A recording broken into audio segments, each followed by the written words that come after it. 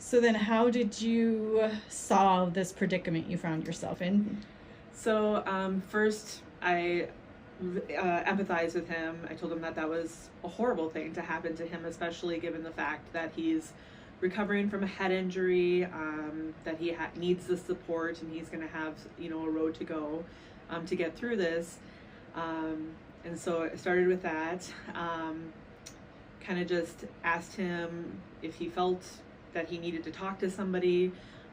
He had been seen in behavioral health once, but I offered him that service again. I told him I thought it would be a good idea for him to talk with somebody while he was here at the hospital, just to see if there's anything that they can do to kind of help him through this. He was tearful and crying this entire time. I did broach the subject then of why I was there for therapy, the reason that I was there, and that we really needed to see where he was at so that we could determine a discharge location for him. He did admit that he knew that he needed to be seen in therapy, that he knew that it was important, but just didn't feel like he could be seen at that time. So we negotiated a time for me to come back and see him for that assessment.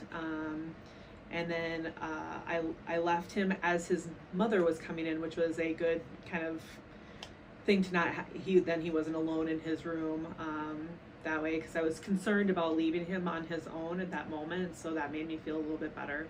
I did go back and see him in the afternoon that day. He did participate in an assessment with me. He still wasn't horribly willing to participate, but he did, because we had agreed on it, agree to that, and I was able to see him that day. So, but it was a very interesting situation to navigate. I spent over a half an hour in the room with him in the morning, and that was not billable time, but I thought it was important time to make sure that he was in the right headspace for me to leave, and that we had a plan moving forward. So. Thank you.